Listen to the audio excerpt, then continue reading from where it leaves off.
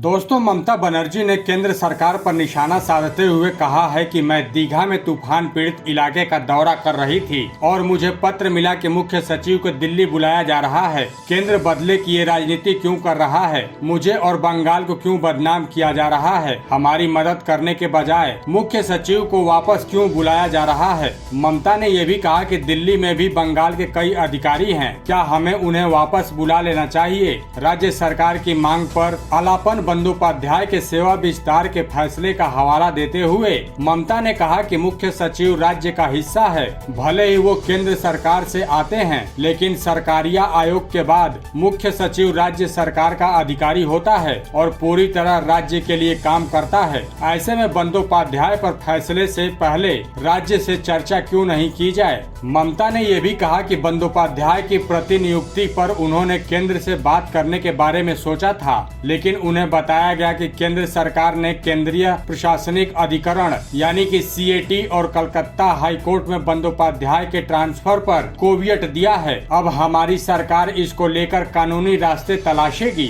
यास त्रासदी की समीक्षा बैठक में प्रधानमंत्री नरेंद्र मोदी को इंतजार कराने के आरोपों पर पश्चिम बंगाल की मुख्यमंत्री ममता बनर्जी ने कहा कि जब पहुंचे तो एसपीजी ने हमें बाहर रोक दिया। मैंने सभागार में खाली कुर्सियां देखी। ममता ने साथ में ये भी पूछा कि बैठक प्रधानमंत्री और मुख्यमंत्री के बीच होनी थी तो उसमें विपक्ष के नेता शुभेंदु को क्यों शामिल किया गया? इससे पहले गुजरात और ओडिशा में भी तूफान को लेकर हुई समीक्षा बैठक में तो विपक्ष के नेता को नहीं शामिल किया गया था। पश्चिम बंगाल भाजपा के अध्यक्ष दिलीप घोष ने शनिवार को ममता बनर्जी पर निशाना साधते हुए उनके द्वारा केंद्र से तूफान राहत कार्य के लिए 20,000 करोड़ रुपए की मांग को अवास्तविक बताया। उन्होंने कहा कि ममता समीक्षा बैठक में भी इसलिए नहीं पहुंची क्योंकि उन्हें डर था कि कहीं उनसे नुकसान के दावे की विस्तृत जानकारी न मांग ली जाए। शुभेंदु के कारण बैठक में नहीं आने के ममता के तर्क पर घोष ने कहा कि शुभेंदु तो विधानसभा के सत्र में भी हिस्सा लेंगे,